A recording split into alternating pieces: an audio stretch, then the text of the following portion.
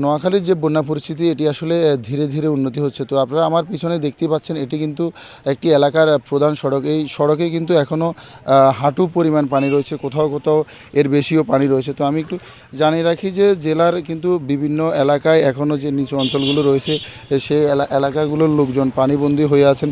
তো মানুষজন আসলে বারবারই বলছেন যে তাদের যে পানি নিষ্কাশনের ব্যবস্থা সেটি না থাকার কারণেই কিন্তু এই যে জলাবদ্ধতা সেটি কিন্তু দীর্ঘ থেকে দীর্ঘ হচ্ছে।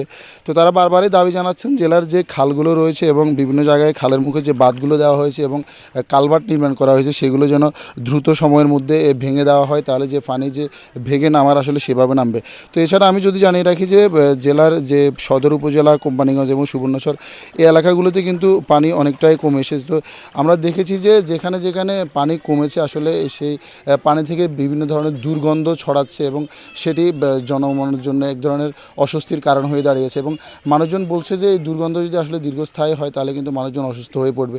তো এছাড়া জানিয়ে রাখি জেলায় যে পানি ডায়রিয়া সহ পানিবাহিত রোগীর সংখ্যা কিন্তু প্রতিদিনই বাড়ছে। ইতিমধ্যে জেলার স্বাস্থ্য বিভাগ যেটা বলছেন যে আসলে এখন পর্যন্ত কিন্তু 650-রও বেশি মানুষ ডায়রিয়া আক্রান্ত হয়ে ভর্তি রয়েছেন। এদিকে কিন্তু সাপে কাটা রোগীর সংখ্যাও দিন দিন বৃদ্ধি পাচ্ছে। জেলার বিভিন্ন হাসপাতালে 15 জন রোগী চিকিৎসা নিচ্ছেন। তো আমরা সবশেষ কথা বলেছিলাম জেলা সদর হাসপাতালের যে তত্ত্বাবধায়ক ছিলেন তার সাথে, তিনি আমাদেরকে যেটা জানিয়েছেন যে ডায়রিয়ায় এই পর্যন্ত নোয়াখালীতে একজন নারীর মৃত্যু হয়েছে।